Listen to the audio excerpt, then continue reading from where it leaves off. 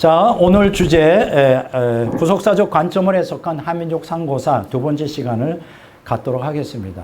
제가 전번 시간에 여러분들이 제 강의를 들은 분들은 그렇게 생각할 겁니다. 아, 내가 초등학교, 중학교, 고등학교 때 배운 내용이 아닌 좀 새로운 내용들이 많이 있네.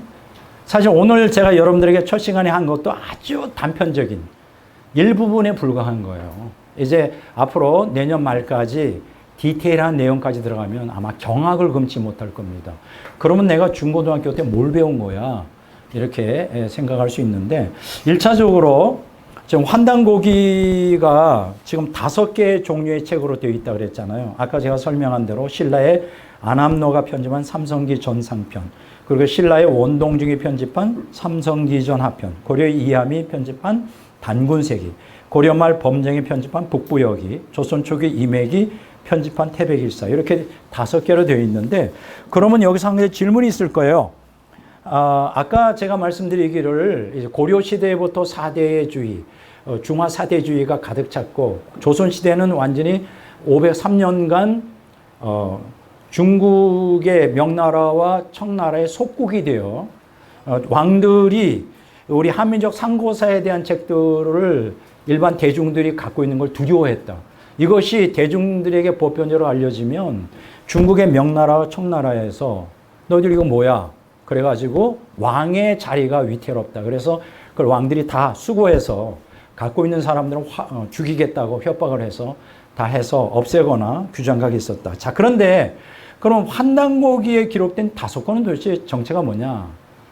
이들이 바로 그 역사 편수관이에요. 편수관이라는 게 뭐냐면 역사를 편찬하는 그런 그 규장각에서 일하는 역사 전문가들이 이렇게 일하다 보니까 이렇게 수고된 상고시대의 책들을 접하게 되겠죠. 그거를 읽어보니까 경악을 금치 못한 거예요. 그래가지고 그들이, 전부는 아니겠죠. 일부가 그것을 필사해서 집에다 보관해 놓은 거예요. 그것을 후대에 언제부터? 신라시대부터 고려시대, 그 다음에 조선시대까지 해서 남아있는 게 5권이라는 거예요. 하나의 실제 예를 들어보겠습니다.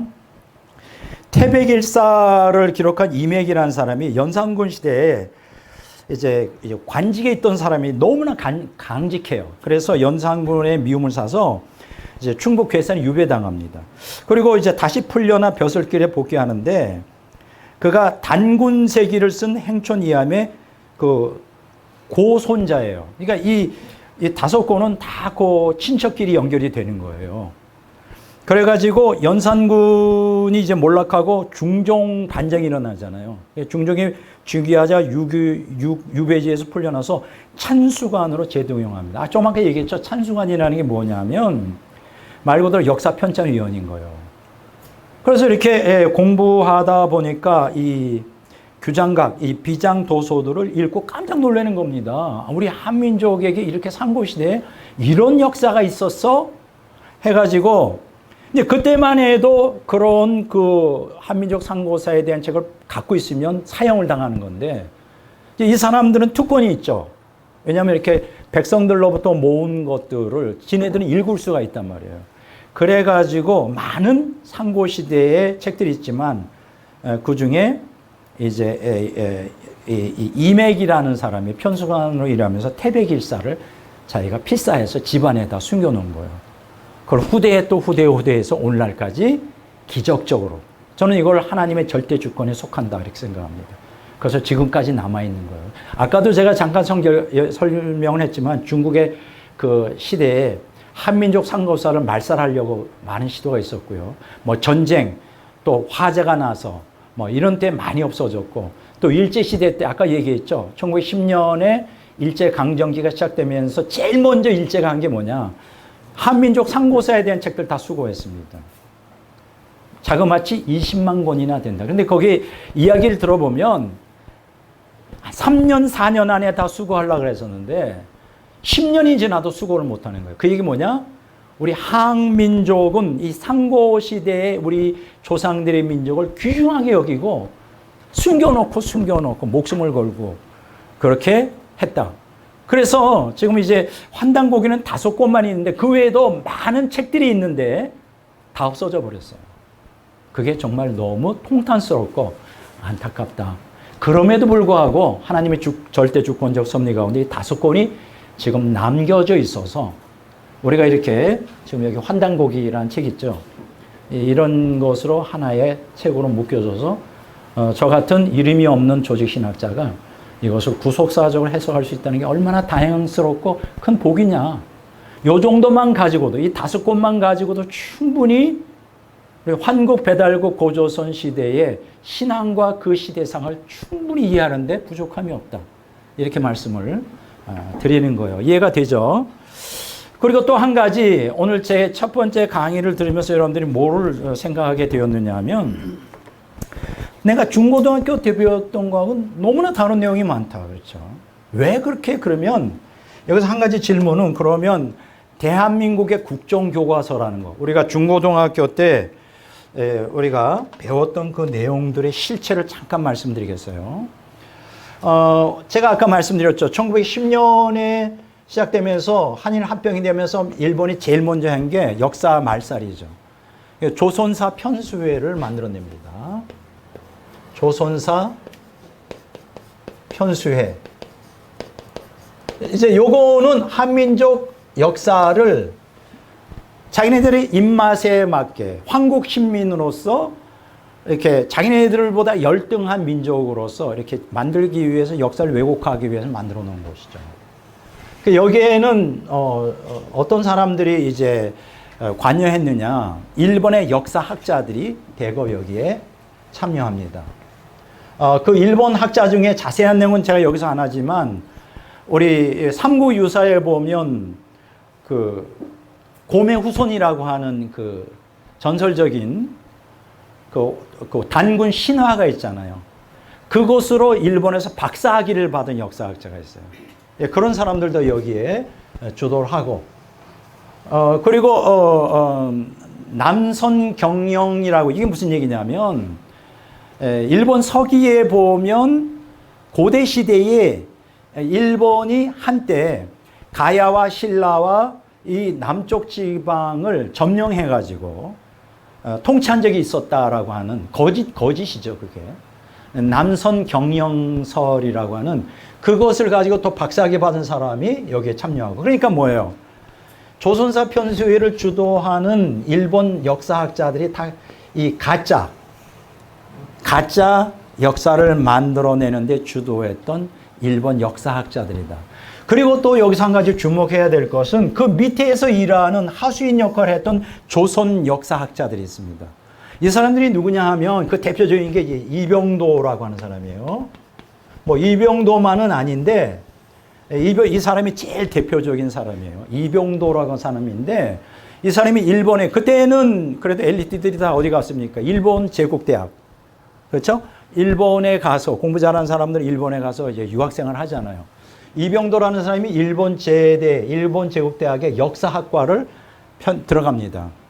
역사학과 들어가서 거기에서 이러한 지금 얘기했죠. 남성경연설이라든가 삼국유사의 우리 단군 신화 같은 거로 박사학위 받은 사람 밑에서 일을 합니다. 어디에서? 조선사 편수의 하나의 단원으로. 이해가 되죠? 간사로. 그 대표적인 몇 사람이 있는데 그 대표적인 사람이 이병도예요. 여러분, 이병도 딱 치면 이 사람이 그래서 이제 해방이 되잖아요. 해방이 되면 역사학을 제대로 공부한 사람이 이병도 같은 사람이에요. 이런 몇몇 사람이 있는데, 근데 불행하게도 이 사람들이 다 조선사 편수의 간사였단 말이에요. 그 아주 일제 제국주의를 갖다가 옹호하는, 그래서 일본 역사도 변개시키고 우리 한국 역사를 변개시키는데 주도했던 역사학자는 밑에 그들을 스승으로 모셨던 누구? 이병도 같은 사람, 역사학자. 그래서 근데 놀라운 것은 해방이 되면서 서울대학교에 역사학과를 만듭니다. 누가? 이병도가. 그래서 한국 최초의 역사학과, 서울대, 그걸 경성제대라고 그랬죠. 거기에 역사학과를 만들어서 그걸 주도한 사람이 누구냐? 이병도라는 사람이에요. 그러면 어떻게 될까요? 이제 한국 역사학은 누가 주도해요? 이병도라는 사람이 주도합니다. 어디? 서울대학교 역사학과에서. 그럼 그 밑에 제자들이 있겠죠? 서울대학교 역사학과 나온 제자들이 다 이병도가 가르치는 대로 그냥 앵무새처럼 하는 거예요. 그렇지 않으면 박사기를 받을 수 없으니까. 원래 여러분 학문의 세계에도 그 지도교수에 달려 있어요. 지도교수한테 밑보이면 박사기 못 받아요. 특히 외국은 더 해요. 그러니까 보세요. 그 밑에 있는 제자 중에 역사를 연구하다 보면 저 같은 역사적인 깨달음을 왜 못 갖겠어요? 그러면 그런 얘기하면 박사기 안 주는 거야. 넌 내 제자가 아니야. 잘라내. 그래서 다 이병도 같이 이병도는 뭡니까? 일제 식민사관이죠. 한마디로 말하면 일제 식민사관을 갖고 있는 똘똘 뭉친 그 사람들만 제자가 되는 거예요. 그러면 이 서울대 역사학과 졸업하고 박사를 받는 사람은 어디로 가죠? 한국 전국의 대학의 역사학과 학장으로 가고 교수로 가는 거예요.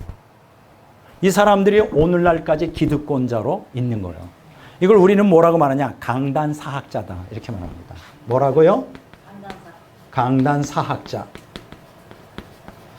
여기서 강단사학자라는 건 사실 객관적으로 말하면 강단에서 교수 역할을 하는 사람을 우리가 보통 칭하는 말인데, 지금 우리가 역사 논쟁, 역사 전쟁이 격렬하게 벌어진, 그러면 이 강단사학자하고 반대되는 데가 뭐예요? 여기 강단사학자하고 반대되는 게 제야사학자.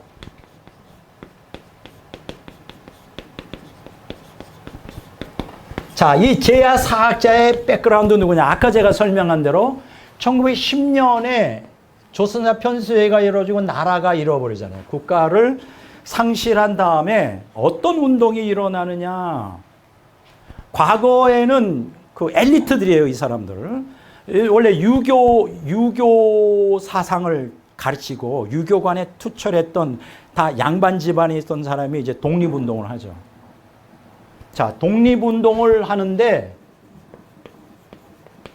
이 사람들이 다 엘리트 집안이에요. 그 중에 하나가 누구예요? 이제 신채호라고 하는. 제가 그 책을 가져왔는데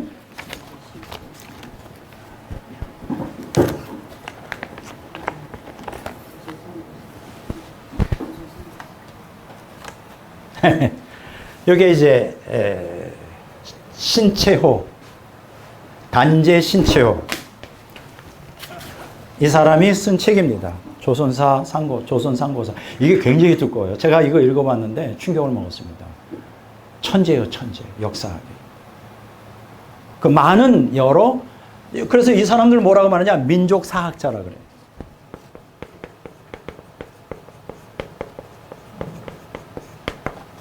자, 왜 민족사학자라는 단어가 이들에게 붙였을까요? 이 독립운동을 하는데 이 사람들이 모두가 다 유학자였어요. 엘리트들이고 똑똑하고. 그런데 그러다가 갑자기 나라를 잃어버렸죠. 그래서 영토를 잃어버린 거예요. 나라, 영토잖아요, 나라. 영토를 상실한 거예요. 근데 그 영토를 왜 상실했느냐? 이 사람들이 질문하기 시작합니다. 뭘 깨달았는지 알아요? 우리 나라가 왜 잃어버렸느냐? 역사의식이 없었다는 거지. 그러니까는, 여기서 영토 주권은 지금 찾을 수가 없죠. 강점된 상태니까, 일본에. 그러나, 역사 주권은 회복해야 되겠다. 왜 그러냐면, 이 사람들은 어떤 생각이냐? 이거 굉장히 대단한 겁니다. 지금 오늘날도 똑같아요. 영토라는 건 뭐예요? 인간에 비하면 몸과 같은 거예요. 육체와 같은 거예요. 육체. 그렇잖아요. 역사라는 건 뭐예요? 민족의 혼. 이걸 혼이라고 하고 정신이라고 하고. 이 사람들은 어떤 개념을 갖고 있냐? 비록 육체로서의 몸으로서의 영토 주권은 상실했지만 민족의 정신, 민족의 혼이 역사 주권을 상실하지 않는다면 언젠가는 대한은 독립을 할 수 있다는 확신을 갖고 있었어요. 책이 다 나와요. 대단하죠. 그래서 민족을 계몽하자. 그럼 우리 독립운동은 영토 주권은 이건 안 되는 거예요. 그때 관동군이 100만이었고 독립운동하는 독립군이라 봐야 100명도 안 되는 사람. 100명 가지고 뭐 100만 대군은 어떻게 이겨요? 말도 안 되는 소리. 말도 안 되는 소리. 우리가 마치 무슨 독립군이 이 나라를 독립시킨 것 같아. 100명이 100만의 관동군을. 그러나 여기 이 사람들이 깨달은 거면 역사 주권은 민족의 정신의 역사를, 민족의 본질적인 역사를 잃어버리지만 않으면 언젠가는 영토 조건을 회복할 수 있다. 저는 그거 믿어요. 여러분 중요한 거는 육체를 지배하는 게 뭔지 아십니까? 정신입니다. 영혼이 강하면 육체는 따라가게 돼 있어요. 진짜입니다. 우리 그 사명의식이 강하면 절대 안 죽어요. 물론 절대 안 죽는다는 건 말이 안 되죠. 죄송합니다. 자, 이런 거, 그게 이제 바로 민족 사학이라는 것이 태어나는 배경이에요. 그래서, 그럼 우리 역사가 뭐냐? 일본에 지금 다 이제 조선사 편수를 다 가짜로 다 만들어내잖아요. 그래서 눈을 돌린 게 바로 상고사입니다. 그래서 조선 상고사예요. 고조선의 역사성을 회복하는 거예요. 그리고 더 놀라운 것은 환단고기의 역사성을 인정합니다. 처음으로. 누가? 단재 신초가. 단재 신초의 글에 읽어보면 여기 뭐라 그러냐면 환단고기 맞다. 우리 한민족은 역사 가지고 사기치는 민족이 아니야. 다른 민족은 사기치지만 절대로 우리 한민족은 역사를 가지고 사기치잖아. 왜 환단고기를 왜 인정 안 하지? 그때도 위서 논쟁이 있었나 봐요. 환단고기가 진짜냐 가짜냐. 단재 신초는 믿습니다. 환단고기는 진서야 이렇게. 그래서 민족 사학자가 그것을 중심으로 뭐가 일어납니까? 제야 사학자라는 게. 근데 웃기는 게 뭐냐면 강단 사학자들은 자기네들은 역사를 주도하기 때문에 제야 사학자들은 무식하다고 봐. 너희들은 사입이야. 사입이라는 거예요.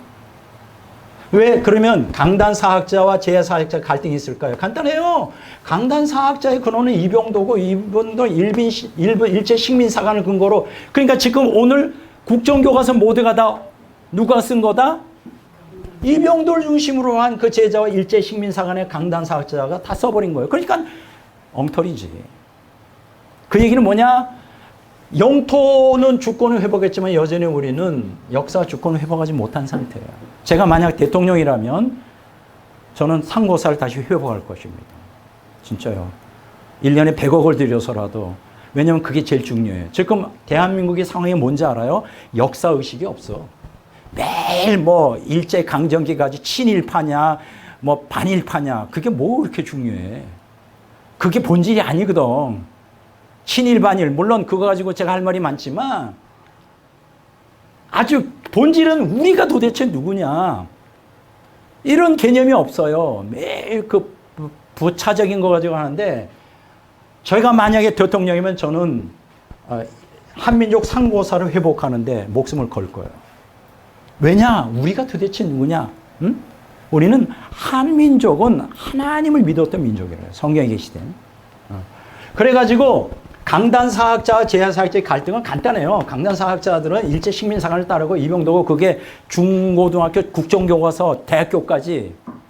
그러면 지금 제가 이런 환단고개 같은 거 얘기하잖아요. 이걸 아직도 받아들이지 않고 있어. 왜냐하면 일제 식민사관하고는 위배되거든. 이해가 되세요? 그러면 제야 사학자들이 다 바보냐? 아니에요. 다 똑똑해요.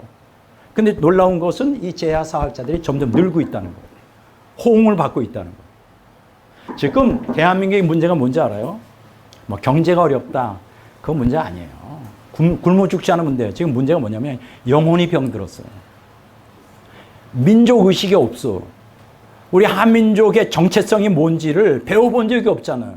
식민사관 중고등학교 때 그것만 가지고, 그게 문제예요. 지금 제가 갖고 있는 책 중에 재밌는 제목이 뭐냐면, 그 강남에서 수십 년간 정신병 그 병원을 운영하는 원장이 쓰신 거예요. 제목이 뭔지 알아요? 강남은 거대한 병동이다. 강남에 사는 사람들이 다 정신병자래. 왜 정신병자일까? 저 제대로 들은 사람이 없어. 돈은 많은데 영혼은 병들어 있어. 영혼은. 지금 우리 한민족의 문제는 바로 민족 정신이 없어요. 돈만 많다고 사람이 사람이에요? 육체는 막 좋은 거 다 먹고 영혼은 피폐해져 있어, 우리가. 이거 회복해야 돼요.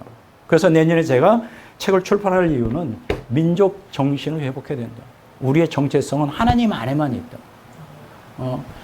인류 구제와 세계 선교가 우리에게 주신 민족의 사명이에요. 아멘. 그것 때문에 우리나라가 선진국이 된 거고, 앞으로도 이 나라를 망하지 않는 이유가 뭐냐? 그것 때문이에요. 아멘. 우리 민족 아니면 마지막 때 최후의 사명을 감당할 민족이 없다고. 자, 아까 우리 김 목사님이 얘기했지만 내년 말까지 구속사적 관점을 해석한 한민족 상고사를 다루고, 그 다음에는 뭘 다루냐? 1년 동안 근대사를 다룰 겁니다. 왜냐하면 근대사는 상고사를 다루지 않으면 답이 없어요. 답이. 근대사의 핵심이 뭐냐? 그게 이제 근대사의 중심이 되는 게 이승만 박사인데, 이승만 박사가 꿈꿨던 그 대한민국은 뭐냐? 그 기독교 국가 건설이에요. 그거 조금 이따 제가 얘기할게요. 그래서 왜 중고등학교 때 배운 게 내용이 왜 오늘 제가 이게 다르냐? 다른 건 이병도 때문에 그래요. 완전히 앞잡이야, 일본에. 일제 식민사관 그대로 중고등학교 때 왜곡된 걸 그대로 바꾸고, 그게 전통이 돼서 지금 강단 사학자가 됐고 기득권자가 됐고, 제야사학자는 여기에 격렬하게 지금 반발하고 있는 거예요. 이병도가 지금 살아있어요? 이병도 돌아가셨을 거요. 초기 일대 돌아가셨죠. 그래서 이런 역사적인 배경이 있다. 이렇게. 그래서 이런 훌륭한 단체 신처와 같은, 너무나 존경스럽습니다. 근데 이분이 감옥에 가서 일제 독립운동하다가 10년 동안 감옥에 있다가 병사했어요. 40대. 안타까운 일이죠. 똑똑한 분인데. 자, 그렇게 아시고, 이제 그러면 지금 이제 제가 이제 오늘 오리엔테이션 시간이기 때문에 어떻게 해서 제가 역사 신학자도 아닌데 어떻게 이 구속사적 관점으로 해석한 한민족 상고사를 쓰게 된 동기를 말씀드리려고 해요. 하루아침에 된 게 아니라 오랜 세월 동안 역사에 대한 학자로서 연구하다 보니까 자꾸만 질문이 생기는 거죠. 근데 그 질문에 대해서 어느 누구도 답을 해주는 사람이 없는 거예요. 저는 이제 특징이 하나 있어요. 학자의 특징이 뭐냐면 집요해야 돼. 어떤 그 신학적인 질문이 하나 생기잖아요. 그게 답이 올 때까지 10년, 20년, 30년 계속 묵상합니다. 그게 뭘까? 어떤 때는 신적 지혜로 깨달아질 때도 있고, 어떤 때는 책을 통해, 어떤 때는 신문을 통해, 굴러다니는 브로셔를 통해서도 답을 주셔요, 하나님이. 어떤 때는 그게 답이 10년, 20년, 30년, 40년 걸릴 때도 있어요. 학자는 이래야지 답을 얻는 거예요. 자, 똑같아요. 제가 어떻게 해서 구속사적 관점을 해석한 한민족 상고사를 쓰게 됐는가, 오늘날까지 이르렀는가에 대한 이 배경사를 말씀드리겠어요. 자, 우리가 창세기 3장 15절에 보면 자세한 내용을 안 하겠어요. 아담과 하와가 타락하자 즉시 하나님이 원시복음이라고 일컬어지는 복음을 전합니다. 뭐라고요? 원시복음. 오리지널 가스펠이라는 거죠. 이걸 학자들이 얘기하는 게 원시복음. 복음이 증거되죠. 그래서 인류는 타락한 이후에 단 한 번도 복음 없이 노출된 적이 없어. 자, 그러면 이 원시복음인데, 이게 아담은 어떤 복음을 했느냐? 초림하실 구속주 메시아에 대한 복음을 받았고요. 그래서 속죄 은총에 대해서 했고, 또 두 번째 아담의 칠세손 누구냐 하면 에녹인데, 에녹은 재림하실 심판주 메시아에 대한, 재림하실 심판주 메시아에 대한 복음을 받습니다. 여기 이제 요 내용은 어디 나왔냐면 그 신약 성경의 유다서 14절에 나와요. 1장 14절. 자, 그래서 우리가 아담과 에녹이 원시복음의 내용이 초림하실 구속주 메시아, 재림하실 심판주 메시아. 그리고 그 기본이 베이스가 뭐냐면 성경에 계시된 하나님이죠. 그런데 제가 이 환단고기를 연구하면서 충격을 먹은 것은 그냥 일반 종교처럼 하나님의 존재에 대한 거 아니에요. 이 환단고기의 천부경, 삼위신고, 참전개경을 보면 두 가지를 얘기하고 있어요. 하나님의 존재. 두 번째, 하나님의 사역. 그러면 하나님의 존재인데 충격이에요. 그 뭐냐면 이제 제가 얘기할지 모르지만은 삼위일체 하나님을 가르쳐요. 그걸 우리가 뭐냐면 삼신일체라 그래요.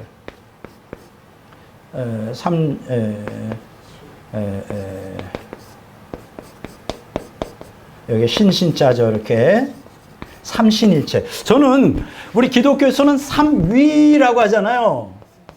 나 이게 번역이 잘못됐다고 생각해. 위라고 하는 거는 포지션을 얘기하는 거예요. 어떤 그 지위. 아니죠. 성부, 성자, 성령 삼위일체. 성부도 하나님이고 성자도 하나님이고 성령도 하나님인데 그분이 한 하나님이다 할 때 위라는 건 잘못 번역된 거예요. 삼신이 맞아요. 신이 세 분인데 한 분이에요. 몸이 하나. 전 충격을 먹었어요. 왜냐하면 물론 신구약 성경에 삼위일체 하나님에 대한 내용이 가득 차 있지만 이게 이제 325년에 니케아 종교회의에서 성자의 신성이 확정되고 381년에 콘스탄티노플 신조에서 성령의 신성이 확정되고 그 다음에 이제 쭉 이제 451년에 칼케톤 회의에서 예수님의 신성과 인성에 대한 관계가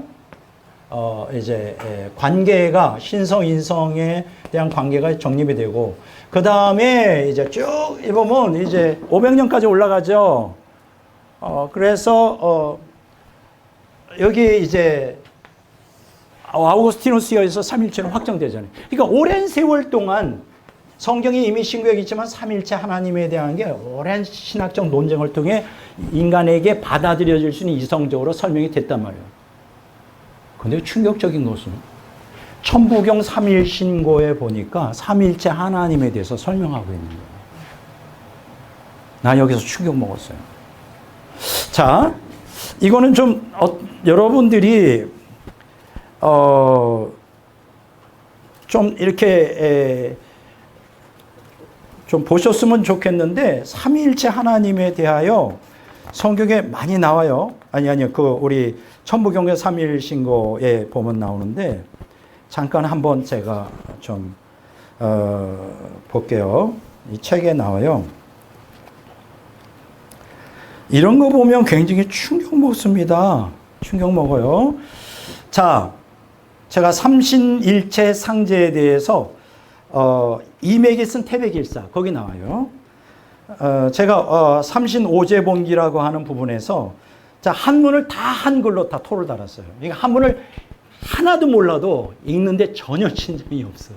또 내가 다 해석을 해놨겠다. 보세요. 자상계, 가교 삼신, 즉일상제,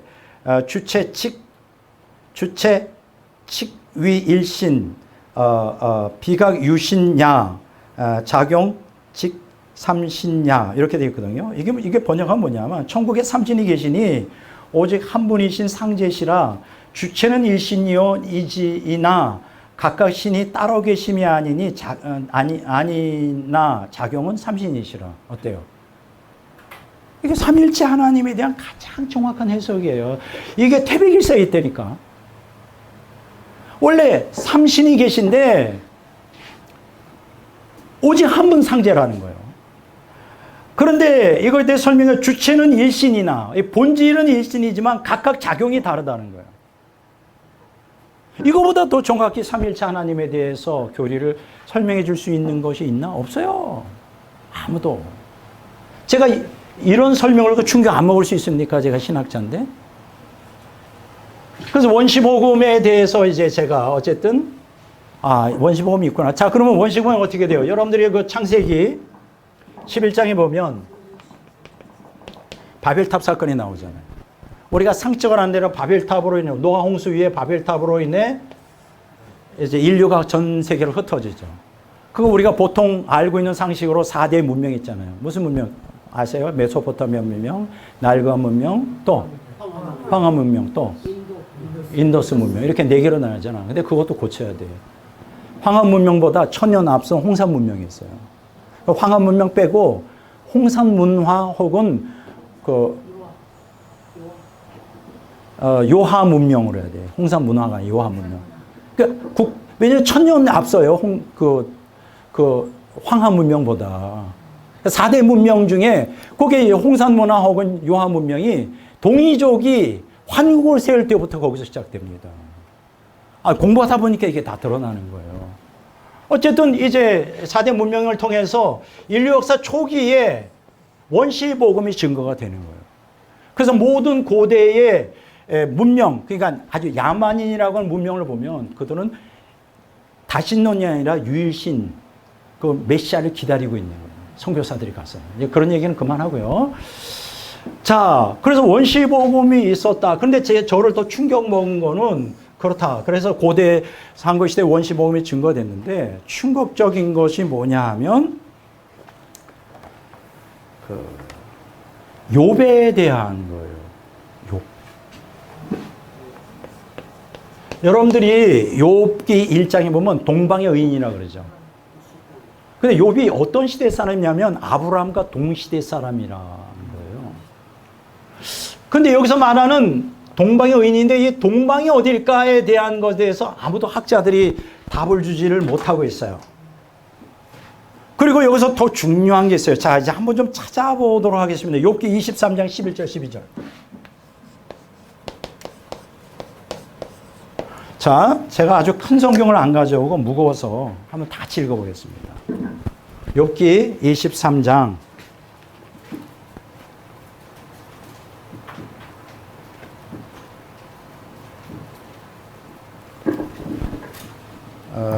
11절 12절. 자, 욥기 23장 11절 12절 다 같이 읽어보도록 하겠습니다.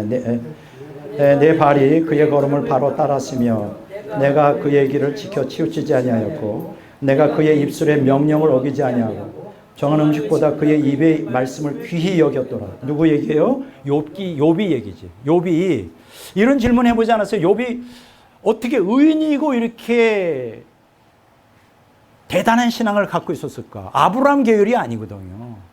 이스라엘은 그 후손이 아브라함 계열이잖아요. 아브라함, 유대인들이 다 아브라함 계열이잖아요. 우리가 선민이랄지. 그러면 욥은 아브라함 계열이 아니라 동방이에요. 동시대 살았는데 아브라함은 서쪽에, 그렇죠. 유브라데스 강을 지나 팔레스틴에 가나안에 살았고 욥은 동방에 살았단 말이에요. 말 그대로 오리엔탈이란 말이에요. 아브라함 시대. 그러면 아브라함 시대가 우리가 학자들이 세 개로 나눠요.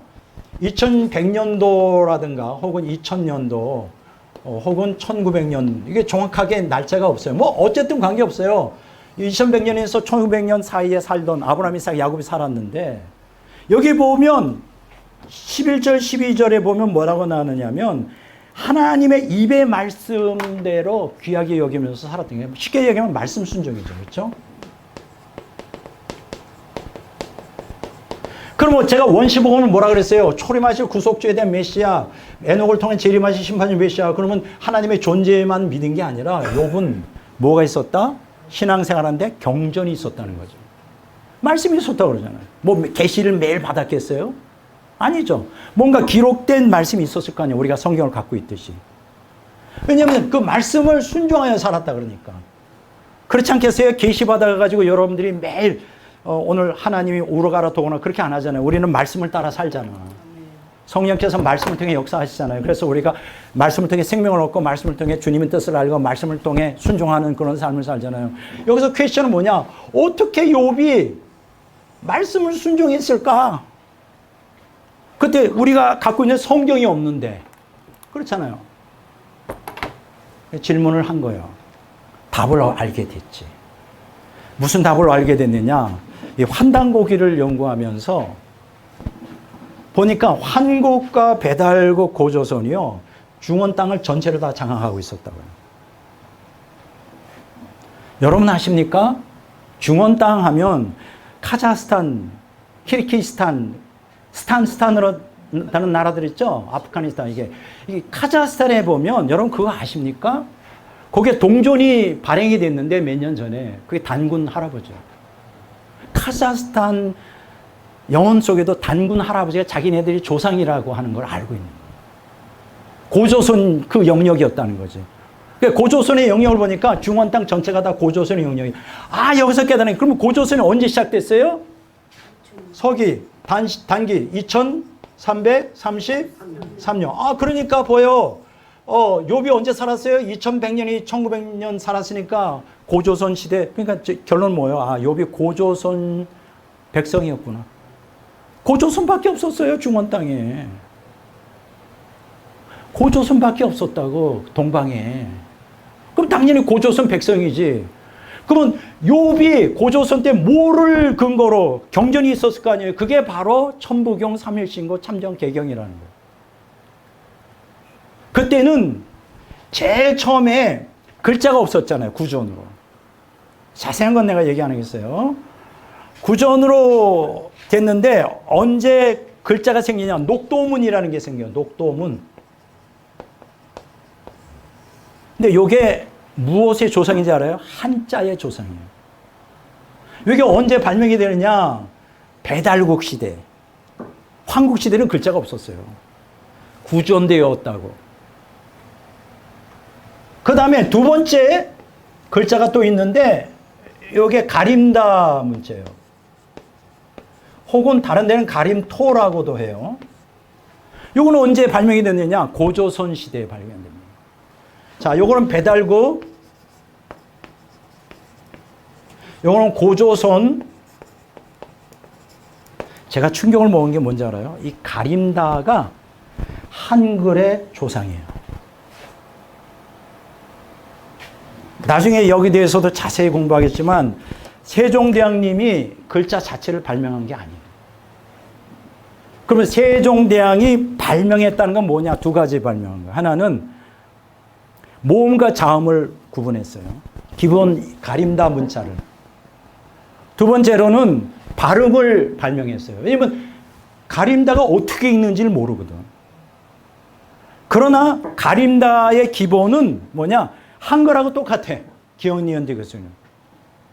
그거 모르죠? 그리고 지편전 학자, 이 세종대왕의 한글 발명에 대한 거 거기 나와요. 그게. 가림다를 근거로 하여 글자를 발명했노라. 놀라운 거예요. 근데 놀라운 게 뭔지 알아요? 배달국 시대에 녹도문이 발명이 되고, 녹도문을 이게 다 어려운 거야. 그리고 지금의 한자, 이게 좀 큰 게 없나요? 굵은 거? 여기 있죠. 오늘날 우리가 한문이라고 말하잖아요.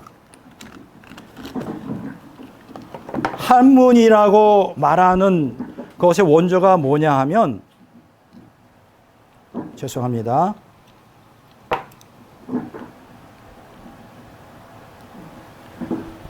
갑골문이에요, 갑골문. 갑골문은 언제 발명되느냐? 은나라 시대에 발명돼요. 여러분 아실 거는 중국은 그 사람들이 원조를 하은주라고 생각해요. 왕족. 근데 하은주가 고조선의 제후국이에요. 다 이렇게 공부하다 보니까 다 나오는 거예요. 그러니까 하은주를 하나라, 은나라, 주나라도 다 동이족인 거예요.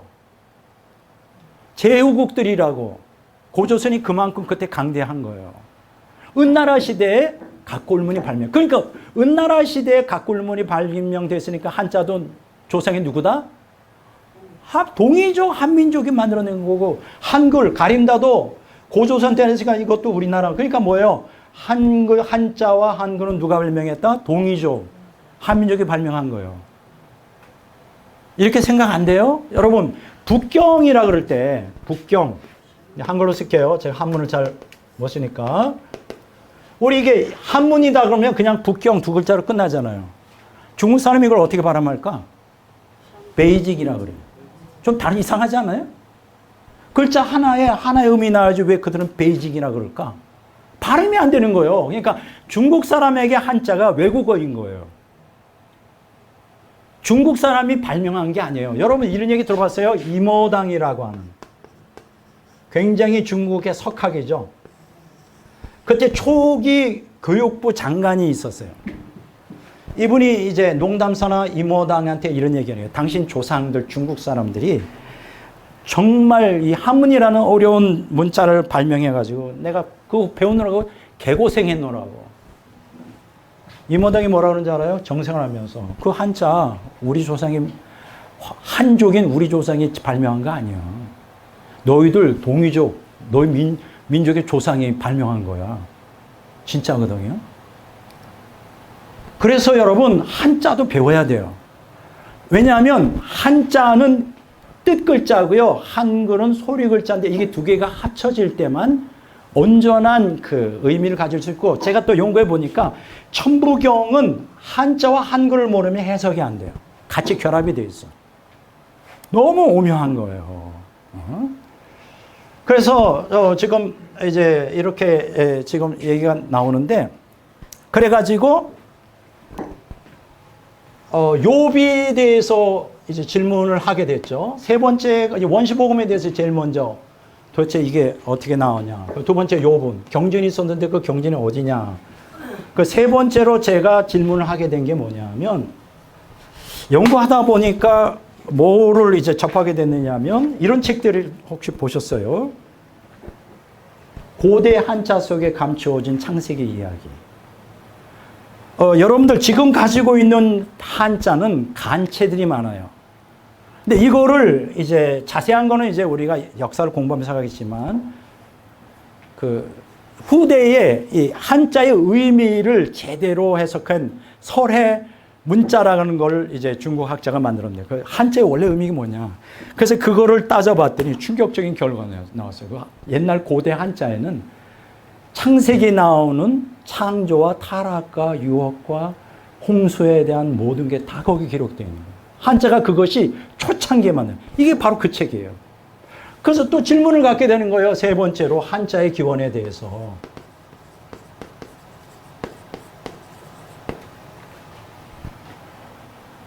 네 번째로 제가 또 생각을 하게 된 것은, 그럼 한자의 기원이 이런 구속사적인, 그럼 중국의 상고시대에 한자를 만든 사람들이 하나님을 믿었던 사람이 아닐까, 이런 이제 생각을 하게 되는 거죠.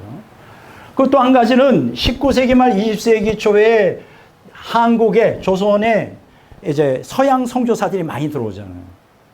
근데 그들이 놀란 건 뭐냐면, 성경에 계시던 하나님을 증거하려고 그러는데 이미 한민족은 그 영혼 속에 성경에 계시던 하나님 신앙이 다 있는 거예요. 예를 들면 이런 거예요. 앞으로 공부하면 여기 다, 이 책에 다 나오는데, 선교사님 그래요. 오늘 신문, 아침에 신문을 보니까 오늘 비가 온다고 합니다. 그랬더니 그 사람은 하나님 믿는 사람이 아니에요. 아줌마가, 자기 집에서 일하는, 식모같이 일하는 아줌마가, 아이고 선교사님 그걸 어떻게 알아요? 하나님이 주관하시지. 비가 오는지 그걸 인간이 어떻게 합니까? 맞지 않아요? 비 온다 그랬다 안 올 수도 있고, 안 온다 그랬다 올 수 있으니까 하나님 주관이에요. 또 성경에서 물어봅니다. 성경을 가르치면서 전도 차원에서, 하나님은 회개하지 않는 악인들에게 날마다 진노하십니다. 그랬더니 다 아멘 하는 거예요. 맞죠? 왜냐니까 여기서 깨닫게 되는 뭐냐, 한민족 영혼 안에 뭐가 있었다? 상고시대부터 성경에 있던 인격적 하나님에 대한 신앙이 있었다. 그럼 도대체 이거 뭐야? 질문이 생기잖아요. 도대체 근원이 뭐야? 이런 질문이 이제 저 안에 떠오르는 거예요. 그리고 또 다섯 번째는 뭐냐? 다 나옵니다. 나중에 천단에 대한 거예요. 이거 들어보셨어요?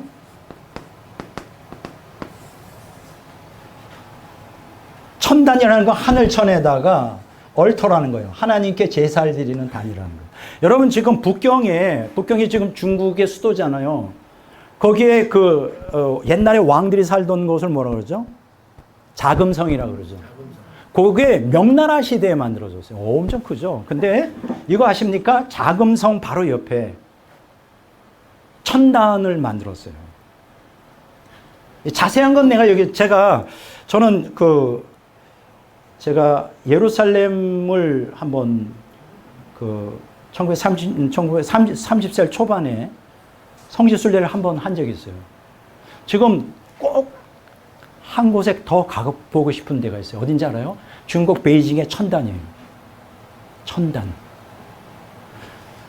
왜냐하면 명나라 시대부터 자금성을 지은 명나라 황제가 천단을 거기다 세웁니다. 놀라운 것은요, 천단에서의 모든 제사에 대한 규례가 레위기하고 똑같다는 거예요. 충격입니다. 제가 수도 침신의 교수로 14년째 조직신학을 가르치는데, 우리 교수 중에 한 분이 그 천단, 한 20년 됐을 거예요. 그걸 다 사진으로 찍어가지고 소장하고 있어요. 내가 얼마나 부럽든지. 난 한 번도 가본 적이 없거든요. 책을 통해서 그냥 단편적으로 하는데.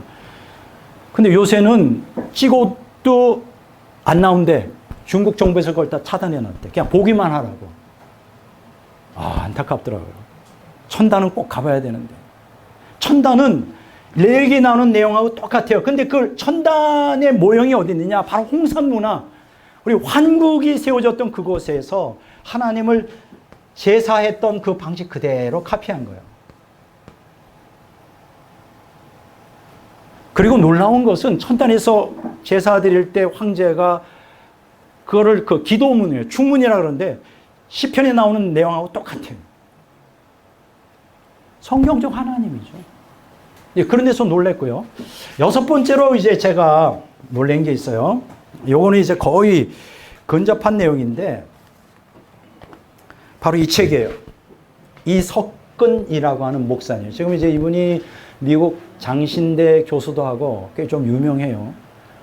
굉장히 공부를 많이 하셨고 제대로 연구를 하죠. 이게 제목이 뭐냐? 또 하나의 서민 알리랑 민족. 그러니까 욕단의 후손이 우리 한민족이라는 거예요. 동쪽으로 간 욕단의 후손이 한민족으로 해서 제가 이 책을 읽고 굉장히 충격을 먹었어요. 그리고 나름대로는 한민족 상고사에 대해서 제가 알지 못하는 많은 정보를 제공해 줬어요. 물론 이분은 조직 신학자는 아닙니다. 저처럼 천부경과 삼일신고와 참정개경을 해독해서 그걸 푼 사람은 아니에요. 그러나 저한테 굉장히 엄청난 인사이트를 줬던 분이에요. 동기부여를 해줬다 이거예요. 그래서 제가 지금 이분을 굉장히 높이 평가하는 겁니다. 이렇게 여러 가지 지금 구속사적 관점을 해석한 민족 상고사에 대한 역사적인 배경을 하는데 도움이 준 분이고, 한 가지 좀 제가 또 가져온 것 중에 여기 보면 그 또 하나의 선민 아리랑 민족에서 이 얘기를 합니다. 동이족, 그러니까 욕단의 후손이 동이족의 조상인데 동이족의 조상인데 그 얘기만 하죠. 노아의 자손 가운데 에벨이라는 게 있어요. 에벨에게는 도알락인데 벨렉과 욕단이라는 게 있어요. 이 책에 나옵니다. 아리랑 민족. 근데 여러분, 벨렉의 6대손이 아브라함이고 결국 이스라엘이 여기서 탄생하죠. 그러면 욕단의 후예는 누굴까 하는 거예요. 요분의 번역에 의하면 욕단의 후손은 동이족이라는 거예요. 동이족의 직계 후손은 우리 한민족이라는 거죠. 근데 여기 이 에벨이라는 거, 제가 이걸 가지고 히브리 원어에서는 여기서 자세히 안 하겠습니다. 에벨을 연구해 보면 이브리라고 합니다. 히브리. 번역하면 히브리예요. 그러니까 히브리족은 에벨이 히브리라는 뜻이에요. 히브리 선민이죠. 그런데 벨렉은 서방의 서쪽의 히브리인이고, 그래서 이스라엘의 조상이 됐고, 욕단은 동쪽의 히브리인이라는 거예요. 이분의 해석입니다. 근데 저는 거기에 굉장히 동의를 많이 하고 있어요. 근거를 갖고 있기 때문에. 그래도 우리도 한민족도 선민이라는 거죠. 제가 생각할 때 이스라엘은 구속사의 초속을 다진 민족이죠. 예수님의 초림을 위하여 중류했던 역할. 그러면 한민족은 예수님의 재림 때를 위하여 마지막 때 최후의 선교를 감당할 민족. 저는 그렇게 생각합니다. 여러분 어떻게 생각하는지 모르지만 마지막 최후의 세계 선교를, 예수님이 지상 재림하기 전에 세계 선교를 감당할 민족은 한민족밖에 없어요. 이스라엘이 할 수 있다고 생각해요? 아니에요. 이스라엘은 타락했어요. 물론 그 소수의 깨어있는 유대인들이 있지만 소수이고 대부분은 다 세속적이고, 우리 한민족도 마찬가지죠. 다수가 다 깨어있지는 않죠. 남은 자. 근데 나는 그렇게 생각해요. 여러분 이거 아십니까? 세계 그 인구 대비 가장 많은 선교사를 파송하는 나라가 대한민국이에요. 숫자적으로는 미국이고 그 다음에 숫자적으로 2등이 대한민국인데 미국은 우리나라보다 3억이 넘죠. 우리는 5천만 밖에 안 돼요. 그래서 숫자적으로 따지면 세계에 가장 많은 선교사를 파송하는 게 대한민국이에요. 이게 주님께서 우리를 택했기 때문에 이게 가능한 거예요. 그래서 나는 너무 이게 중요하다고 생각을 해요. 왜 하나님께서 우리 한민족을 부자로 만들어 주셨을까? 선진국. 세계 선교하라고. 일단 구제, 인류 구제부터 해서 여러분 아십니까? 제국주의자들, 미국을 포함하여 영국 다 제국주의자, 프랑스, 스페인, 포르투갈, 우리 한국은 선진국인데도 제국주의 마인드가 없어요. 우리 민족 자체가 불쌍한 사람 보면 도와주고 싶고 아무 조건 없이. 그래서 선교가 안 된 전 세계 사람들이 제일 좋아하는 사람이 누군지 알아요? 대한민국 사람이에요. 해를 안 주니까. 그래서 몽고 같은데 여러분 미세먼지가 올 때 한국 사람이 어떻게 했는지 거기다가 나무를 심었어요. 나무 심어서 그걸 울창한다는 게 10년 가지고 안 돼요. 10년, 20년, 30년 가지고. 수십 년 동안 그 일을 하는 거예요. 막 묵묵히. 아프리카 같은데 뭐가 절박합니까? 물이 없잖아요. 우물을 다 파주는 거예요. 동남아시아 같은 데는 뭐가 없어요? 식량이 없잖아요. 그냥 아프가니스탄 같은데 식량 전문가가 가서 거기서 재배할 수 있는 콩이나 이런 것들을 재배해가지고. 그럼 우리 한민족은 가는 곳마다 선한이라는 게 그게 홍익인간 정신이에요. 우리는 알게 모르게 홍익인간 정신이 있다고. 두고 보세요. 앞으로 우리 대한민국은 세계 인류 국가가 됩니다. 실제로. 그리고 거기에 복음이 같이 들어가는 거예요. 인류 구제와 세계 선교. 그것은 바로 여러분과 저에게도 그대로 적용되는 거예요. 아, 이거는 선교사니까 가능하지. No! 왜 지금 여러분들이 이 자리에 살아있는가? 지금 죽을 수도 있어요. 이 일하라고, 홍익인간. 인류 구제. 그 목적은 인류 구제가 아니라 세계 선교다. 그래서 마지막 때 욕단의 후예인 동이족의 대한민국은 그 사명을 갖고, 이 사명의식 없으면 우리는 짐승보다 못한 거예요. 그래서 정신병자가 많은 거야. 가난한, 부자로 살지만, 물질적으로 부유했지만, 정신이 피폐해. 민족 의식이 없어. 역사 의식이 없어. 그래서 자살률도 많고, 우울증이 있는 사람 왜 이렇게 많고. 왜냐면 인생의 목적과 의미가 뭔지. 우리가 왜 하나님께서 우리를 불러주셨냐의 의미와 목적을 모르잖아요. 누가 가르쳐줘? 교회에서 가르쳐줘요? 역사를 모르는데. 목사님들도 모르잖아요. 교회에서. 제가 오늘 강의하는 것도 바로 그런 의미가 있는 거예요, 여러분. 이해가 되죠? 그러다가 결정적으로 이런 많은 의문, 1, 2, 3, 4 많은 의문이 있었는데 결정적으로 이런 의문에 대한 답을 주는 책을 만나죠. 그게 뭐냐? 바로 환단고기예요. 근데요, 환단고기를 제가 만나게 되는 동기가 참 굉장히 웃깁니다.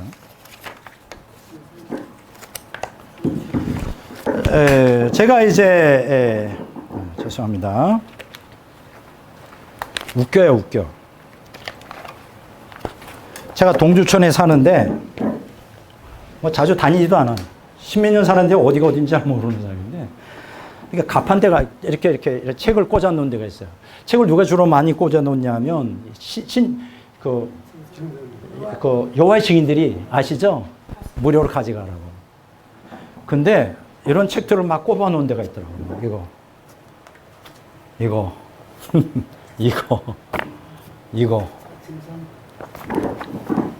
이게 증산도예요. 증산도. 뭐야, 이거. 근데 저는 특징이 뭐냐면, 이단 사설들도 다 그냥 버리지 않습니다. 도대체 왜 이 사람들이 이단인가 알아내야 돼. 그래서 저희 집에는 한 쉘프 전체가 이단 사상들로 가득 차 있어요. 그걸 받아들인다는 게 아니라 도대체 뭐가 문제야. 그래서 이제 집에 와서 이 책을 읽어봤죠. 근데 한민족 상고사에 대한 걸 쓰고 있어. 이거 뭐야? 그래서 관심을 갖기 시작했어요. 환단고기. 막 이 사람들이 환단고기에 미쳐 있어. 돈도 많이 투자해. 그리고 놀라운 게 이 증산교가 지금 제가 설명을 좀 할게요. 얼마나 교활하고 얼마나 참 기가 막힌 종교인지. 환단고기에 대해서 가장 많이 연구하는 사람이 증상교도들이에요. 돈도 많아. 이 사람들은 정기적으로 환단고기에 대해서, 우리 한미적 상고에 대해서 연구합니다. 막 이렇게 두꺼운 책도 쓰고. 그런데 이제 문제는 뭐냐면, 환단고기에는 성경에 있는 하나님이 삼신일체 상제, 하나님이잖아요. 상제라고 하는 건 한문이고, 그걸 한글로 푼 게 하느님이에요. 같은 뜻이에요. 혹은 천신이라고 그러죠. 근데 문제가 되는 게 뭐냐면, 증상교에서는 이 상제, 하느님, 우리 한민족이 고대로부터 삼신일체 그 천신, 삼신 하나님을 뭐라고 가르치냐면 자기들의 교주인 강증산이라고 말하는 거예요. 강증산으로 화육했대. 아, 미치고 환장하겠네, 진짜. 다른 거 다 맞아요. 뭐 다 맞다기보다는 대부분 이 사람들이 주장하는 내용에 환단고기에 다 나와 있고 참 열심히 했는데, 물론 100%다 받아들일 수는 없지만, 지네들의 교조가 인간을 화신한 상제래. 그런 게 어디 있어? 가짜지. 가짜예요, 가짜.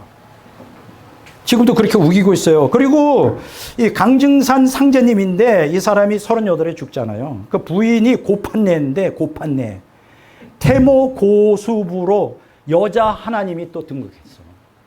이거를 또 반대하는 사람들이 이제 교단을 막 갈라대죠. 그래서 보천교, 미륵불교, 재화교, 태울교, 동화교, 순천교인데 그 중에 제일 큰 데가 어디냐? 대순진리에 들어보셨죠?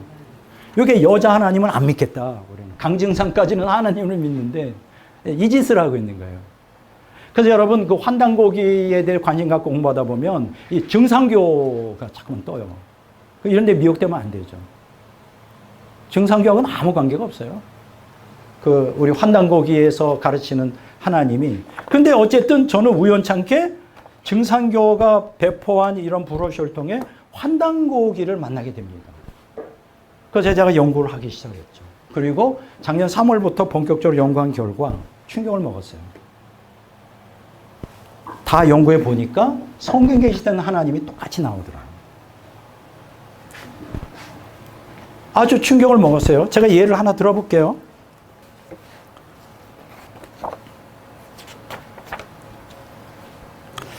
천부경에 보면, 천부경을 제가 강해해 놓은 거예요.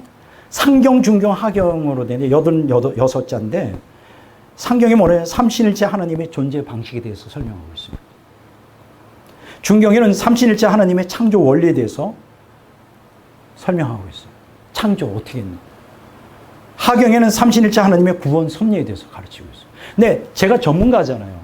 신학 전문가. 제가 가르치고 제가 믿는 거 똑같아요. 한 점도 틀리지가 않아요. 그러니 신학자가 아닌 사람이 타종교에서도 이게 뭐 천부경이 삼위신 이걸 지네들 경전으로 세워서 막 엉터리로 해석하는 다 엉터리요. 왜냐면 성경에 계신 하나님 말고는 이해를 못해, 신학자는. 근데 놀라운 것은 신학자들은 여기에 또 관심도 없고 실력도 없어. 이 천부경 삼일신고 이거를 해석하려면 어떻게 되냐? 2000년 신학 다 알아야 되고, 동방신학, 서방신학 다 알아야 되고, 그걸 자기가 직접 성경을 체험해야 되고. 근데 그런 신학자가 많지 않죠? 그래서 하나님이 부족하지만 저한테 이거를 맡기신 것 같아요. 자, 삼일신고 보니까요, 1장에서 5장까지 있는데, 1장은 기묘자에 대해서 설명했어요. 하나님이 기묘자다. 2장은 유일신 하나님이다. 3장은 천국에 대해서. 그걸 천국이라고 그래요. 하나님 나라. 놀랍지 않나요? 4장은 뭐냐? 하나님 창조하는 우주에 대해. 근데 놀라운 것은 이제 내년에 설명했지만 이 우주가 현대 과학을 모르면 해석이 안 되는 부분들이 상당수가 있다는 거예요. 현대 과학. 예를 들어서 여기 보면 우주가 구조적으로 되게 스트럭처하게 되어 있다는 게 이게 1980년대 중반에 발견이 된 거예요. 우주가 거품 구조로 되어 있다는 게 이게 여기 나와요. 야, 이건 도대체 뭐야? 그러면 이 천문경 3일신고 참정개경이 환국시대 BC 7000년까지 올라가는데 어떻게 알았을까? 신비하죠. 현대과학을 이해해야만 이게 이해되는데. 자, 5장에는 뭐냐면 완덕에 대해서 가르쳐요. 크리스천 퍼펙션에 대해서. 어떻게 하면 하나님 앞에 완전한 성화에 이룰 수가 있는가. 이 신학자가 아니면 풀어줄 수가 없는 거예요. 다 그걸 한문을 해독해서 제가 풀었어요. 근데 제가 여러 권의 천부경 삼일신고에 대한 책을 다 읽어봤지만 그걸 푸는 사람이 없더라고. 헤매요. 왜냐하면 당연히 신학자가 아니니까. 모르는 거예요. 모르는 거. 그리고 신학자들은 관심이 없어. 아까 강단 사학자들이 동조하고 있어. 일제 강점기의 그 이병도를 따라 이 환단고기는 정사가 아니다라고. 정사가 아닌 게 아니죠. 그래서 저는 그래요. 학자는 공부해야 된다. 학자는 교수는 가르치면 되지만 학자는 끊임없이 공부해야 돼요. 진짜인지 가짜인지 알아보기 위해서라도 공부해야지. 알아보지도 않고 무조건 잘못됐다고 하는 거는 그건 학자의 자세가 아니에요. 안 그래요? 근데 참 신기한 게 대한민국의 학자들, 교수들은 관심이 없어. 강단 사학자들이 말하는 앵무새처럼 그대로요. 이건 무조건 다 잘못된 거야. 알지도 못하면서. 그래서 제가 이걸 다 풀었어요. 참전개경은 이게 이제 인간 사랑에 대해서 주로 다루고 있어요. 그러니까 천부경과 삼일신고는 하나님 사랑, 이웃 사랑에 대해서 다 다루고 있는데 어쨌든 그 내용으로 되어 있다. 이렇게 여러분들에게 이제 설명을 합니다. 자, 이제 그렇게 이제 어떻게 해서 제가 환단고기를 만나게 된 것에 대한 우연찮게 길거리에서 그래서 연구하기 시작해서 이제 책 한 권이 완성이 됐는데 이제 지금부터는 두 가지를 말씀드리려고 그래요. 오늘 서론은 첫째는 뭐냐? 환단고기가 진서냐 위서냐 어떻게 생각하느냐 여기에 대해서 제가 설명을 좀 하려고 합니다. 그러니까 변증이죠. 환단고기가 진서다. 변증을 조금 해보려고 합니다.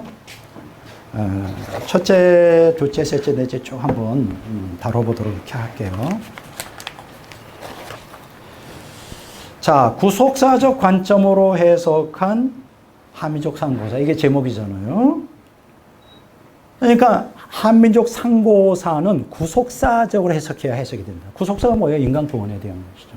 그럼 인간 구원에 대해서 하려면 두 가지죠. 하나님의 존재를 알아야 되고 하나님의 사역에 대해서 알아야 되는데 하나님의 존재는 삼신일체 하나님이라는 게 환단고기의 핵심이죠. 굉장히 놀라워요. 굉장히 놀랍습니다.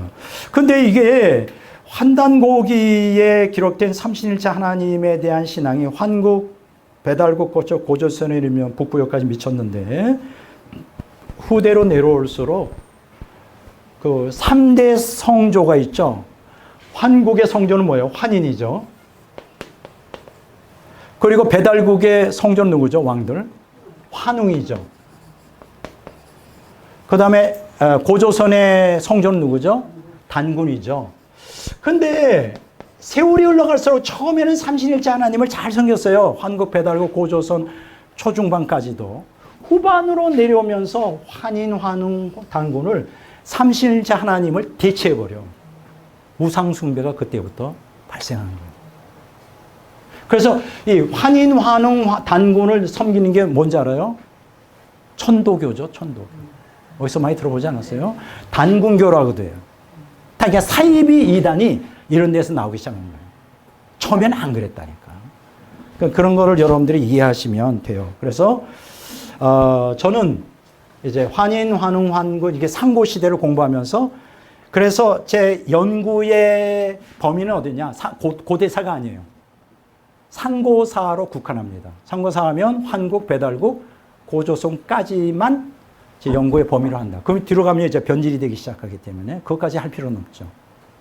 우리 상고 시대에 우리 민족이 하나님을 섬겼다. 이게 이제 증명하는 게 중요하니까. 자, 두 번째 환단고기에 대해서 저는 이제 본 연구가 그러다 보니까 그 환단고기를 중심으로 연구할 수밖에 없죠. 아까 얘기했잖아요. 많은 상고 시대의 역사서가 있잖아요. 다 없어져 버렸다. 그리고 환단고기도 겨우 지금 5권이 남아있고, 뭐, 그렇다고 해서 환단고기를 중심으로, 그럼 환단고기의 핵심이 뭐냐? 삼신일체 하나님과 성경적 구원, 신앙 원형이 그 안에 있다. 이렇게 이제 여러분들에게 설명할 수가 있습니다. 참 안타까운 것은 한민족의 상고시대에 대한 기록이 굉장히 많았는데 다 없어졌고요. 중국의 상고시대에 대한 기록도 많았는데 다 없어졌어요. 그래서 참 다행히도 환단고기에 이 5건이 남아있다는 게 기적이고요. 근데 여기서 한 가지 우리가 좀 참고로 환단고기와 함께 같이 어깨를 같이 할 수 있는 참고할 수 있는 책이 2권 있어요. 하나가 뭐냐면 단기고사예요. 단기고사. 또 하나는 제왕운기예요. 뭐 여러분들이 들어도 저도 뭐 제왕운기. 이게 뭐냐면 단기고사라고 하는 것은 발해 알죠? 고구려가 망한 다음에 발해 시조 대조영의 동생이 대야발인데 이 사람이 AD 719년에 편찬한 거예요. 단기고사. 왜 이 책이 중요하냐면 이 단기고사를 보면 환단고기의 내용하고 겹치는 게 굉장히 많아요. 근데 안타깝게도 지금 여러분들이 책을 구입하면 단기고사를 구할 수 있는데 이게 그 후에 또 많은 그 재앙을 겪어가지고 원본이 없어져 버렸어요. 그래서 조금 정사로서는 인정하기가 반밖에 인정할 수가 없다. 이렇게. 이것만 참고해요. 있긴 있어요. 근데 원본이 없어져가지고 이거 오랜 세월이 지나면서 일제시대 때 없어지기도 하고 그랬어요. 또 하나는 고려시대의 학자 이승유가 충렬왕 13년, 그러니까 AD 1287년에 편찬한 제왕운기예요. 근데 이런 것도 없어요. 다 없어졌어요. 근데 이것이 환단고기하고 같은 내용을 많이 다루고 있다. 이렇게 여러분들에게 말씀을 드립니다. 자, 그래서 아까 제가 설명한 환단고기의 역사성을 인정한 자가 조선 상고사를 기록한 단재 신채호라 그랬죠. 예, 그것도 여러분들에게 말씀을 드립니다. 자, 그리고 여기서 또 한 가지 우리가 생각할 것은 환단고기는 중국의 고사서들과의 교차 검증을 통하여 역사성이 증명이 돼요. 이게 무슨 얘기냐? 아까 제가 얘기했잖아요. 중국의 고사서들이 거의 다 없어졌다고. 언제 없어졌다 그랬어요? 예? 진시황 때. 뭐 때문에? 예? 뭐라 그랬죠? 네? 분서갱유 때 다 없애버렸어요. 그거 아깝지. 거기에 우리 한민족 상고사가 기록되어 있는데. 자, 그런데 웃기는 게 뭐냐면 여러분 중국의 역사의 아버지가 있어요. 누군지 아시는 사람? 사마천이에요. 사마천. 이 사람 모르면 모르죠. 사마천. 사마천에 사기라는 게 있어요. 아니, 역사를 사기쳤다는 게 아니라 역사 사자. 이렇게 이게 말하죠. 이렇게. 아이고 이게 사기라는 게 있어요.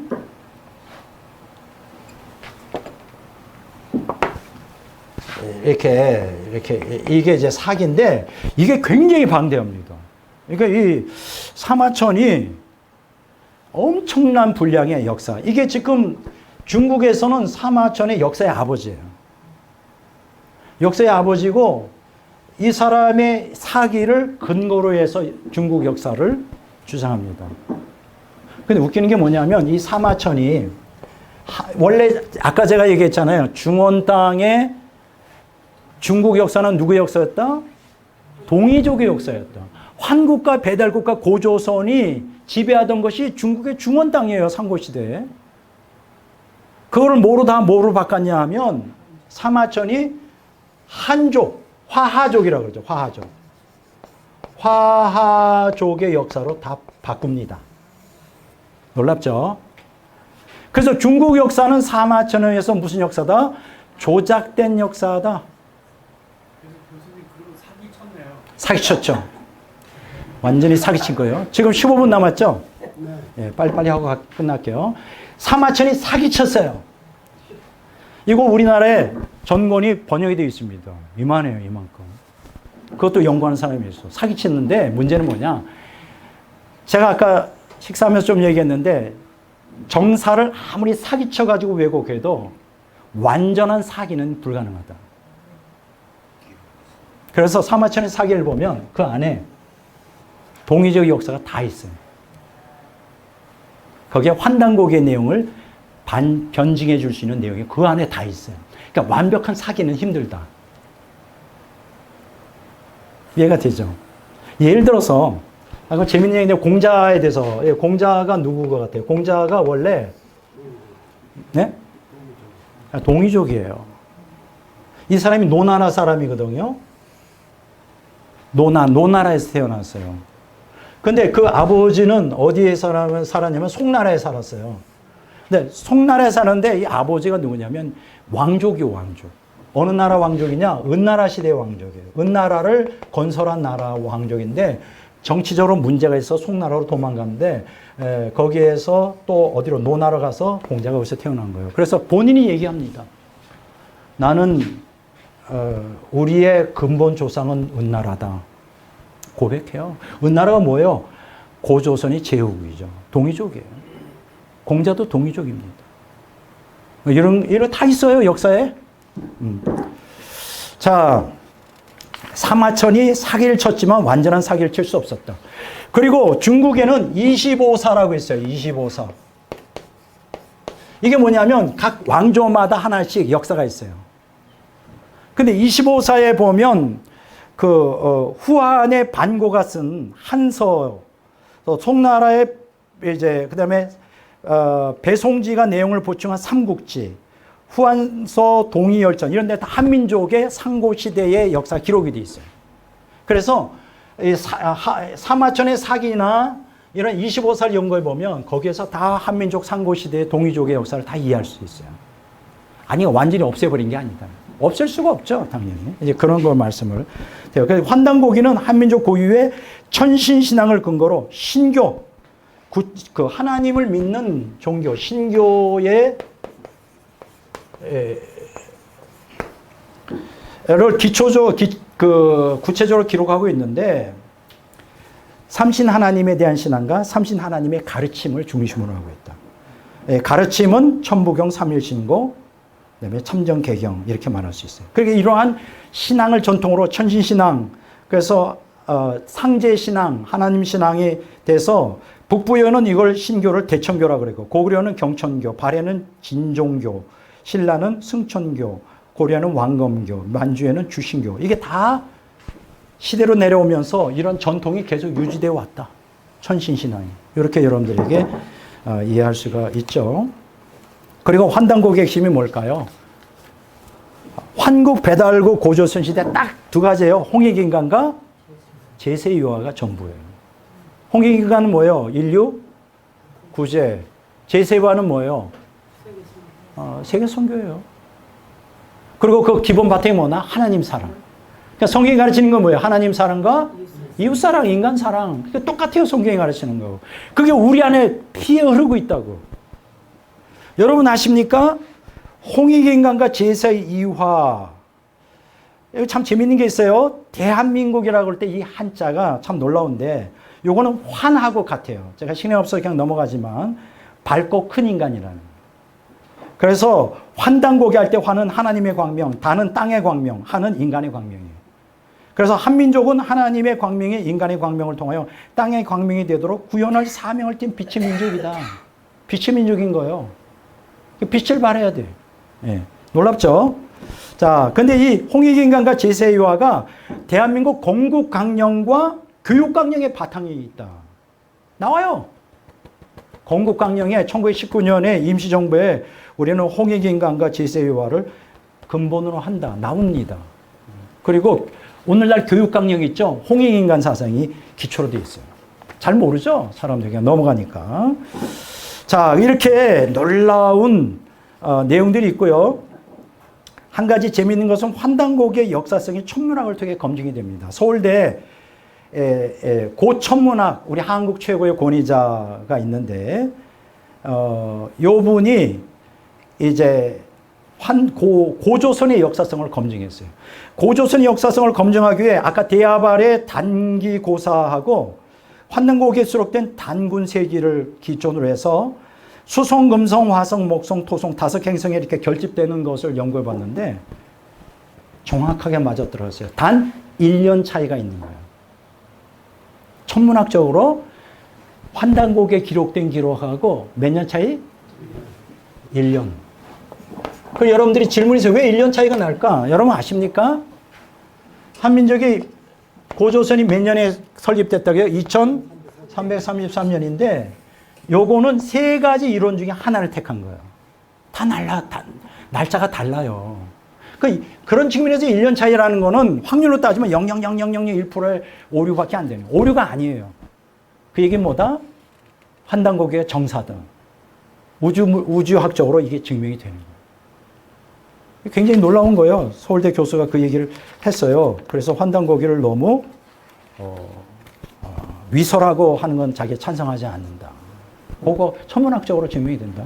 또 한 가지, 이제 시간이 얼마 안 남았는데, 여러분, 여러분들이, 이 우주 창조와 인간의 시원이 언제라고 생각해요? 우리 정통 보수에서는 BC 4004년으로 봐요. 그렇게들 다들 믿어요, 지금까지. 그런데 환단고기에 보면, 우리 환국은 BC 7197년. 너무 차이가 나죠? BC 4004년하고 환국은 BC 7197년이라고요. 이거 왜 그러지? 그리고 또 우리가 과학이라고 하는 인류 최초가 20만 년 전에 아프리카에서 만들어져, 20만 년 전에. 그럼 이건 또 뭐야? 왜 이 차이가 나지? 근데 사실 BC 4004년이라는 건 제임스 어셔라고 하는 17세기 아일랜드 대주교가 만들어냈는데 이 사람의 원리는 간단해요. 왜 4004년이냐?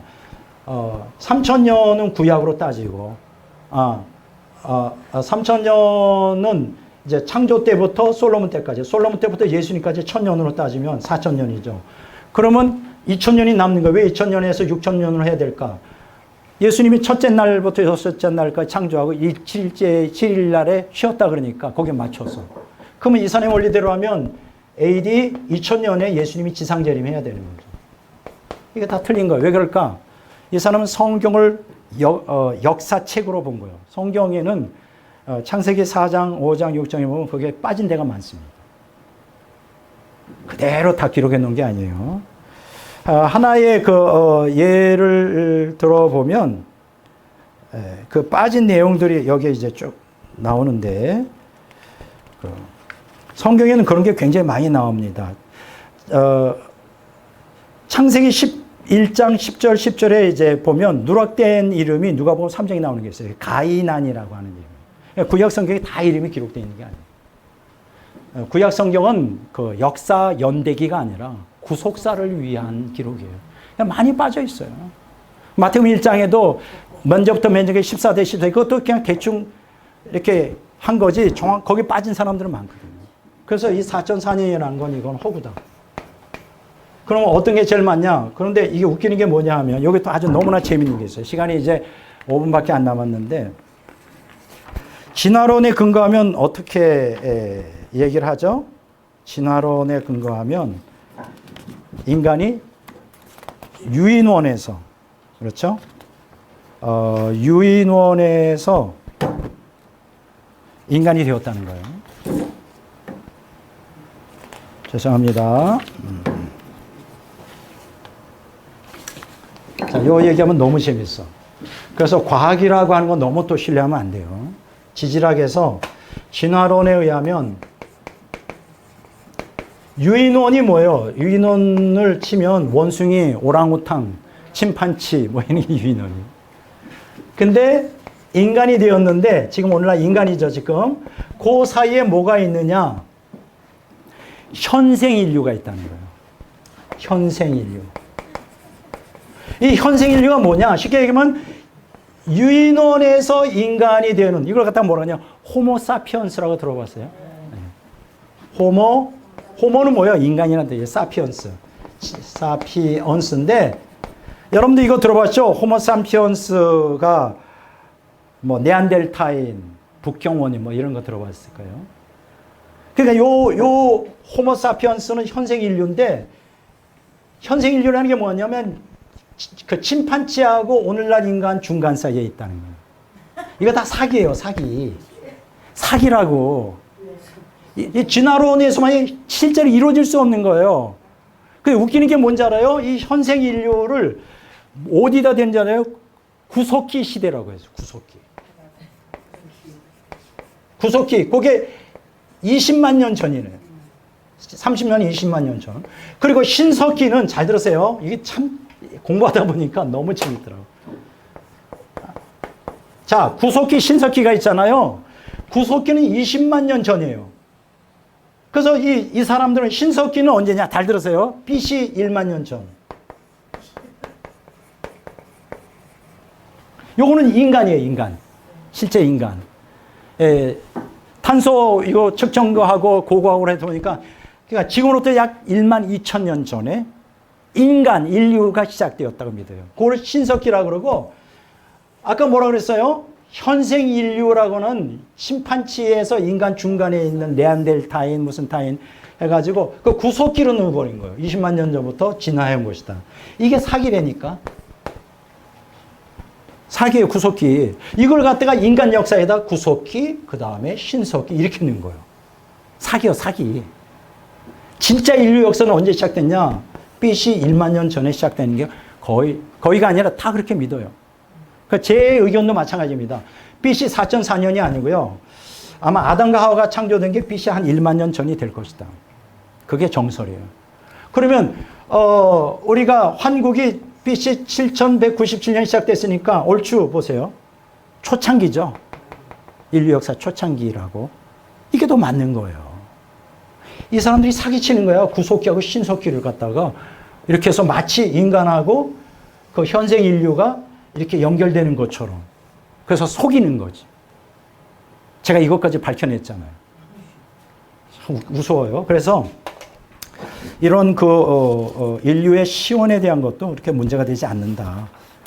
이렇게 말씀을 드리고.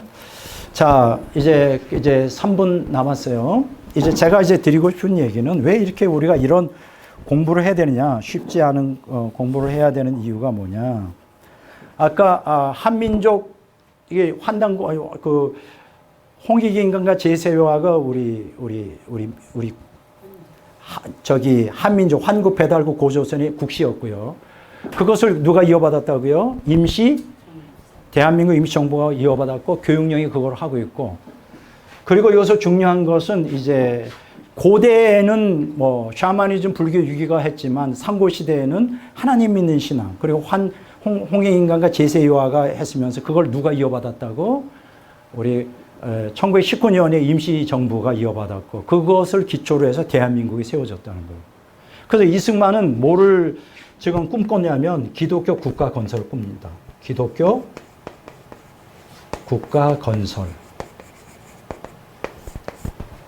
이 기독교 국가 건설 마지막 때에 하나님께서 한민족이 원하는 게 바로 이거예요. 기독교 국가 건설.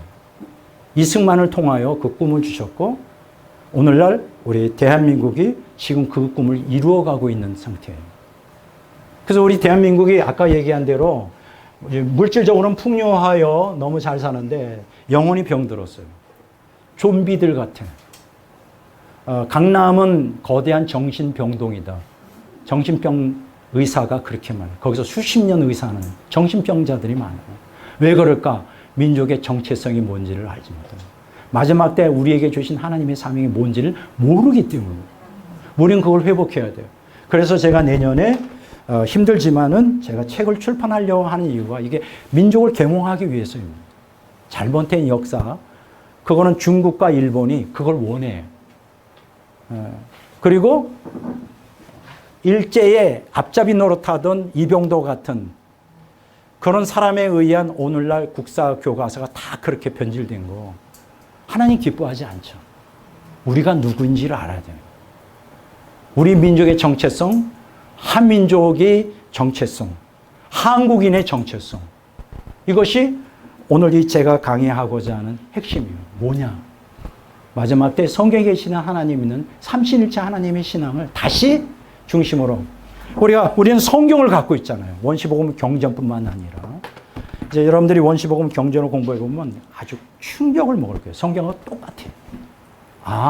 그래서 욥이 원시복음의 경전을 따라 그때 고조선 백성인데 그래서 그렇게 욥, 다니엘, 누구예요? 아브라함, 노아 다 같은 신앙이에요.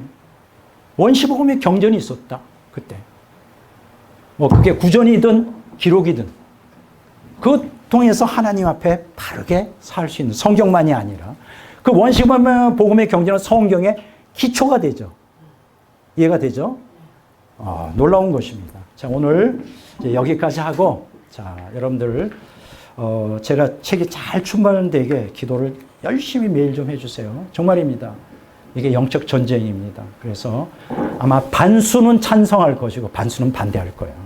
언제나 그랬어요. 새로운 사상이 나타날 때는 격렬한 반대가 있었고, 저는 거기에 개의치 않습니다.